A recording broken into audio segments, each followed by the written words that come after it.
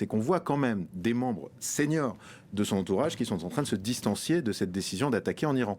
Je pense notamment à J.D. Vance, qui ne fait aucun mystère du fait qu'il n'était pas pour cette guerre. Et il y a notamment un article qui est donc paru dans le New York Times, dans lequel on raconte toute cette marche vers la guerre. On raconte notamment que Benjamin Netanyahou est venu à la Maison-Blanche, plus ou moins en catimini, qu'il était reçu dans la Situation Room. Donc il s'agit de la salle dans laquelle on suit les crises à la Maison-Blanche. C'est très inhabituel qu'un chef de l'État étranger y soit reçu. C'est en comité restreint. J.D. Vance n'est pas là, comme par hasard. Il est en Azerbaïdjan. Et à ce moment-là, Benjamin Netanyahou va faire son pitch, va vendre cette guerre, selon toujours cet article, à Donald Trump.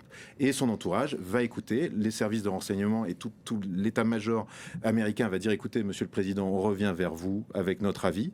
Et ils vont revenir le lendemain. Et c'est là qu'on rentre dans une sorte de danse où il s'agit de ne pas froisser Donald Trump, tout en lui passant quand même le message, en n'étant pas sûr d'y être arrivé. Bref, je vous la fais courte, décision a été prise, mais on apprend dans cet article que Marco Rubio n'était pas d'accord avec les buts, notamment de faire tomber le gouvernement, qui disait qu'il était sans doute possible de réduire la voilure, de réduire l'armement et les capacités militaires.